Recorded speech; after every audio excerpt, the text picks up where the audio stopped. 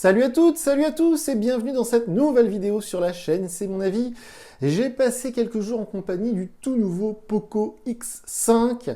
Ça vient de sortir, c'est très gentil de la part de chez Poco France. Ils nous ont fait parvenir le Poco X5 et le Poco X5 Pro gracieusement, sans contrepartie. Je suis pas obligé de vous dire que ce téléphone est merveilleux, ils nous l'ont donné, donc c'est très très cool, merci à eux.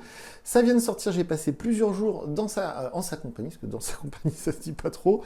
Si vous voulez aussi, j'ai testé le X5 Pro, c'est son cousin, les vidéos vont sortir à quelques jours d'intervalle sur la chaîne.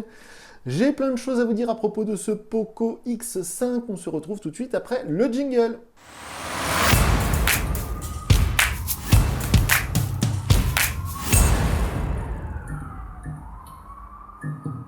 Comme je vous le disais, merci donc à Poco France, ils nous ont fourni gratuitement ces deux smartphones. En plus, pour une fois, c'est pas des prêts, c'est-à-dire que les téléphones n'avaient pas été utilisés avant par d'autres personnes, ils étaient tout neufs. Le X5 Pro, aujourd'hui je vais vous parler du X5, c'est bien celui-ci. C'est un smartphone qui va être vendu aux alentours de 250 €, entre 200 et 250 €. C'est évidemment un smartphone, je vais le répéter à plusieurs fois dans cette vidéo, je m'en excuse par avance, mais c'est un cousin très proche, si ce n'est un clone du Xiaomi Redmi Note 12. Ce smartphone, évidemment, il est très intéressant car au niveau tarifaire, je le disais, vers les 250 €, je vais vous en dire beaucoup plus, mais on a plein de choses à l'intérieur. On a le smartphone milieu de gamme typique. Et en plus, grosse nouveauté cette année, le milieu de gamme, les smartphones, historiquement, on va dire vers les 200 €. Malheureusement, ça a un peu dépassé les 200 € maintenant avec l'inflation. Mais il y a quelques années, c'est typiquement le genre de téléphone qui aurait été proposé à 199 € comme le fut les Redmi Note 7, les Redmi Note 8, etc. Et donc, grosse nouveauté cette année, c'est qu'en plus, maintenant, il y a la 5G. C'est plus un modèle normal et un modèle 5G. C'est 5G partout sur le X5 et sur le X5 Pro. Alors là, ce X5, c'est un smartphone. Alors au niveau du coloris, déjà, on va parler dans un instant du design, mais bon, je l'aurais préféré en jaune, ça, c'est pas très grave. Mais c'est vrai que c'est un smartphone, on va dire, idéal pour le commun des mortels. C'est pas conçu pour le jeu, c'est pas conçu pour une utilisation bien précise, mais ça va bien tout faire. En gros, c'est ça, c'est la Clio des smartphones. Donc j'ai passé quelques jours en sa compagnie, j'ai pris plein de photos, j'ai installé mes applis, je l'ai utilisé normalement, comme tous les téléphones que j'emmène avec moi partout, au boulot, dans la vie de tous les jours. Et j'ai plein de choses à vous dire, et on va rentrer dans le vif du sujet, et on va parler du design. Et ben non, justement, n'en parle pas cette fois-ci, on va en parler dans un instant. Parce que d'habitude, c'est le truc que je mets en premier. Généralement, je ne suis pas très difficile sur le design des smartphones, sauf vraiment quand c'est moche. Mais vous savez que moi, j'aime bien quand c'est un peu geek, un peu... voilà. Alors, on va y revenir après. Au niveau du poids, déjà, on peut dire qu'il est grand et il est léger. Ça, c'est une très très bonne chose. On est à 188 grammes, j'ai mesuré avec ma petite balance, parce que vu que c'est un téléphone qui vient de sortir, il n'y avait même pas le poids sur la fiche GSM Arena, c'est la première fois que ça m'arrive. Et donc du coup, 188 grammes, on est en dessous des 200 grammes, on a un très grand écran, super AMOLED 100 Hz, donc ça c'est une très bonne chose, je vais y revenir. Mais du coup, ça c'est quelque chose qui est à mettre au crédit du téléphone, c'est qu'il est grand et léger, parce que vous savez que souvent, c'est des téléphones qui prennent du poids. Hein. Ces dernières années, on a facilement dépassé les 200 grammes sur des téléphones de cette gamme-là. Aussi, dans les points positifs, on peut indiquer qu'il est compatible avec la charge 33 watts. Et chose très importante, le chargeur, il est fourni dans la boîte. Ça, c'est vraiment quelque chose de déterminant par rapport à certains concurrents qui ne sont plus fournis avec des chargeurs. Et un chargeur 33 watts, c'est au moins 20 € sur Amazon et c'est au moins 30-40 € en boutique. Donc, c'est un vrai plus. Et j'ai mesuré à peu près 2% par minute avec le chargeur fourni dans la boîte. La batterie, elle est annoncée pour 5000 mAh, je vais y revenir après, mais effectivement, l'autonomie est très très bonne, donc du coup, ça doit être le cas. Et donc, ça charge plutôt fort et plutôt vite, et c'est une très bonne chose. Le chargeur, je le disais, il est fourni dans la boîte, mais il y a aussi la coque qui est fournie gratuitement. C'est pareil, ça vaut pas grand-chose, c'est pas déterminant, hein, je suis d'accord, mais c'est un petit plus qui fait plaisir quand on dépense un peu plus de 200 € dans un téléphone, on se retrouve avec le chargeur, le câble et la coque, donc plus que les oreillettes, et ça aurait été vraiment parfait. Les performances sont excellentes. Honnêtement, pour un produit à ce prix-là, c'est très très bon. On a un processeur Qualcomm Snapdragon 695, un très bon processeur qui a été utilisé par exemple l'année dernière dans le X4 Pro 5G que j'avais adoré. Donc cette année, nous l'ont mis dans le X5 tout court, un très bon processeur de chez Qualcomm. Ça marche du feu de Dieu. En plus là, moi j'avais la version 8 Go de mémoire vive. Donc tout ce qu'on peut demander au téléphone, c'est fluide, ça se fait en un clin d'œil. Enfin, il n'y a rien à redire là-dessus. J'ai installé des jeux, les performances sont au top, il n'y a rien à dire. Je vous parlais des jeux, je vous disais que c'est pas un smartphone qui est conçu pour le jeu, parce qu'il y a des modèles vraiment spéciaux maintenant pour ça. Mais j'ai quand même installé PUBG Mobile. Pourtant, je suis un joueur de PUBG PC, vous pouvez le voir derrière moi, et je suis pas fan de PUBG Mobile, mais ça tourne d'enfer, hein, c'est assez bluffant. Malheureusement, j'y reviendrai après, mais il n'y a qu'un haut-parleur unique, donc pour faire du jeu, justement, c'est pas terrible, donc il faut mieux prévoir des oreillettes Bluetooth ou des oreillettes, il y a une prise jack 3.5 ici. Bref, c'est pas le sujet, donc on enchaîne sur cet écran dont je vous parlais il y a un instant. C'est un écran Super AMOLED 120 Hz. Donc le 120 Hz, c'est vraiment important pour moi, pour les jeux justement, mais pour tout le reste. Cette impression de fluidité, on a beau mettre le processeur le plus puissant du monde, on a beau mettre les 12 000 Go de mémoire vive, si vous avez un écran 60 Hz, c'est pas très fluide à l'œil. Et là, avec un écran 120 Hz, je tiens à préciser qu'on peut le bloquer sur 120 Hz.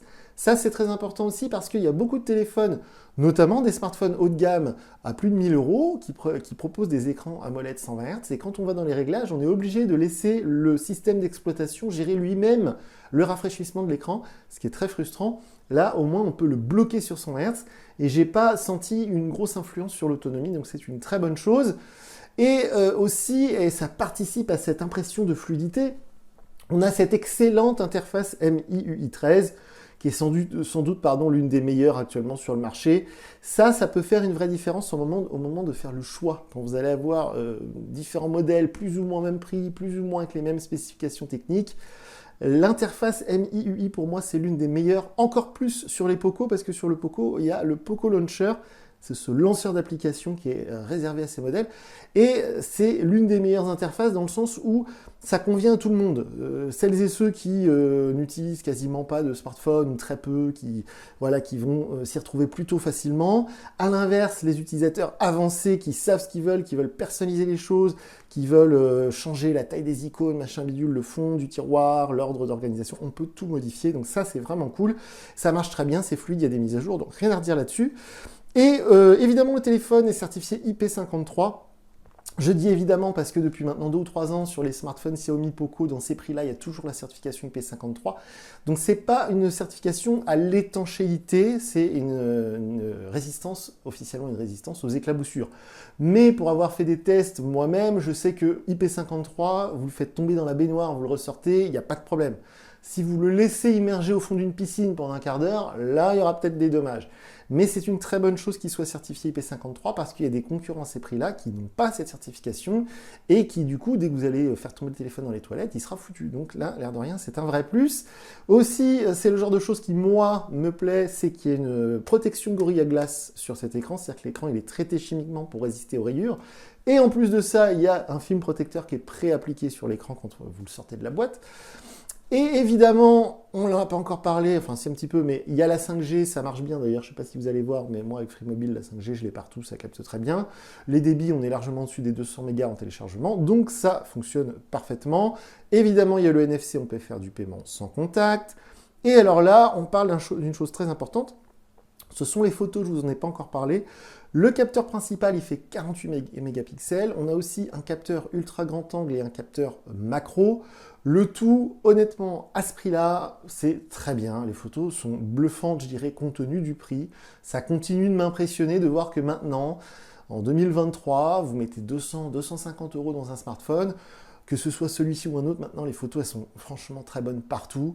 Le capteur 48 mégapixels, c'est un capteur qu'on voit sur beaucoup de téléphones. C'est un capteur, on va dire, qui est assez classique, mais du coup qui est très efficace dans toutes les conditions ou presque. Même en intérieur, vous pourrez faire de belles photos. Et a fortiori, en selfie aussi, elles sont très très bien les photos. Et a fortiori, quand il y a beaucoup de lumière, les photos, vous verrez, comme d'habitude, sous la vidéo, je vous mets le lien vers ma galerie Google Photos. Vous pourrez aller voir la qualité des photos par vous-même, mais pour un téléphone à ce prix-là, c'est quand même assez... moi, je reste épaté de voir que maintenant, pour les 200 €, en gros, on arrondit, on a de très très belles photos. Évidemment, si vous passez sur le X5 Pro que j'ai testé aussi et qui coûte 100 € de plus, bon, honnêtement, les photos sont encore plus belles, mais déjà à ce prix-là, j'insiste là-dessus, hein, mais vraiment, c'est très très bon hein, ce qu'on propose maintenant dans ces prix-là, c'est assez bluffant. L'autonomie, je vous en ai déjà parlé, elle est plutôt bonne, on peut tenir plusieurs jours sur une charge si on a une utilisation, je dirais, modérée. Là, le téléphone, je ne m'en suis pas beaucoup servi, donc depuis ce matin, j'ai gratté que 25%, vous voyez, donc honnêtement, c'est plus que bien. Et si vraiment vous jouez beaucoup, tout ça, ce qui m'est arrivé par exemple la journée d'hier, vous pouvez tenir toute la journée sur une charge, il n'y a pas de souci. C'est juste qu'en fin de journée, vous n'aurez plus que 10%, quoi, en gros. Mais si vous avez une utilisation, on va dire standard de votre smartphone, quelques appels, des jeux ou alors des réseaux sociaux pendant les pauses déjeuner, ce genre de choses, vous pouvez tenir 2-3 jours sans le recharger, donc c'est assez agréable, assez pratique, assez confortable. Et alors là, on va passer du côté des choses voilà, qui m'ont un peu déçu, entre guillemets, ou en tout cas, j'attendais peut-être un peu mieux, des petits défauts. Bon. Alors effectivement, le design, c'est très subjectif, hein, les goûts, les couleurs, vous savez, normalement, ça ne se discute pas. Je ne sais pas si c'est ce coloris bleu un peu spécial, associé à ce Poco. Alors autant le X5 Pro que j'ai juste ici, en jaune, je trouve absolument magnifique, pour moi c'est le design parfait quasiment.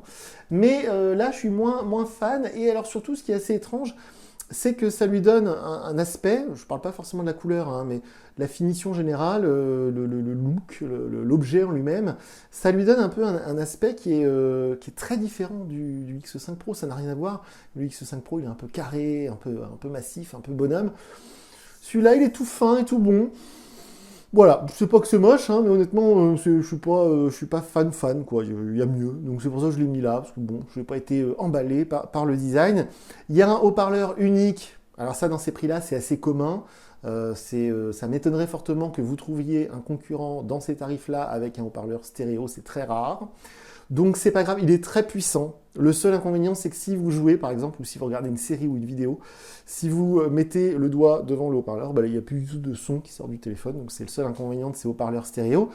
Le Always On Display, alors c'est pas très grave, mais je vous parlais de l'écran Super AMOLED, qui a un très bel écran, il n'y a pas de souci. Mais du coup, il y a une fonctionnalité qui me tient à cœur et qui n'est pas disponible, c'est ce Always On Display, vous voyez, c'est les informations qui restent affichées à l'écran. Et sur ce X5, on ne peut pas les laisser en permanence, elles disparaissent au bout de 10 secondes. Voilà. C'est un petit détail, mais ça m'a un petit peu manqué. Et alors, quelque chose, par contre, voilà, qui est à signaler, c'est que dans ces tarifs-là, dans ces prix-là, c'est sans doute l'un des meilleurs rapports qualité-prix du fait de sa fiche technique, parce que écran Super AMOLED 120 Hz plus processeur Qualcomm Snapdragon 695, déjà là, c'est du lourd. Bon, avec les très bonnes photos, tout ça, ok. Mais évidemment, pour en avoir autant à ce prix-là, il a fallu faire des concessions, trouver de l'argent ailleurs. Surtout quand on fournit le chargeur, quand on fournit la coque, tout ça, il faut faire après des économies. Et donc du coup, il faut quand même savoir qu'il y avait une bonne douzaine d'applications préinstallées. Dieu merci, on peut toutes les supprimer. La seule que j'ai laissée, c'est Facebook. Mais sinon, toutes les autres, je les ai supprimées. Heureusement, on peut les supprimer, on peut les désinstaller. Parce que sinon, c'est vrai que quand on allume la première fois le téléphone, on a un peu l'impression que c'est le téléphone d'une autre personne et qu'il a laissé toutes ses applis, quoi. Ça fait un peu bizarre, il y en a beaucoup. Et il y a toujours ce carrousel dont je vous ai déjà parlé pendant la vidéo de déballage, mais c'est cette fonctionnalité que je n'ai pas activée, pardon. Ce carrousel qui fait que quand vous êtes sur l'écran de verrouillage, c'est celui-ci, vous avez des publicités qui apparaissent en bas de l'écran. Donc ça c'est pareil, c'est pour trouver des sous. Hein, chez Poco Xiaomi, il faut qu'on trouve de l'argent pour pouvoir proposer de très bons smartphones à des prix vraiment agressifs. Donc on ne peut pas avoir le beurre et l'argent du beurre, mais soyez-en conscients, soyez au courant que voilà, il y aura peut-être des concurrents avec moins d'applications préinstallées et il y aura peut-être des modèles concurrents où il n'y a pas ce carrousel qui vous propose des publicités sur votre écran de verrouillage. Mais hormis ça, les quelques petites choses que je viens de vous dire, il n'y a pas grand-chose à lui reprocher à ce smartphone, si ce n'est, et alors on va en terminer par là, parce que honnêtement, voilà, je vais faire un résumé après, mais honnêtement, sur les points négatifs, j'ai vraiment pas grand-chose à lui reprocher, objectivement, mais par contre, c'est encore Android 12. Donc ça, attention, est-ce qu'il y aura une mise à jour Android 13 ? Pas sûr. Une chose est sûre, c'est que quand vous allez acheter ce smartphone, eh bien, il y aura sans doute des concurrents, alors peut-être un peu plus cher, ou même moins cher, mais une chose est sûre, c'est qu'il y aura sans doute des concurrents qui ont déjà la nouvelle version Android 13.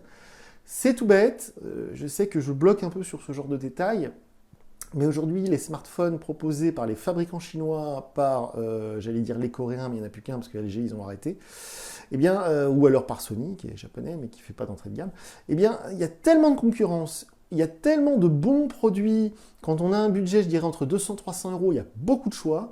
Et donc, du coup, le moindre détail peut faire la différence. Et cette version Android 12, pour moi, c'est un peu rédhibitoire dans le sens où il y a une petite fonctionnalité qui est sur Android 13, qui est arrivée il n'y a pas longtemps, avec les Google Pixel, c'était l'été 2022.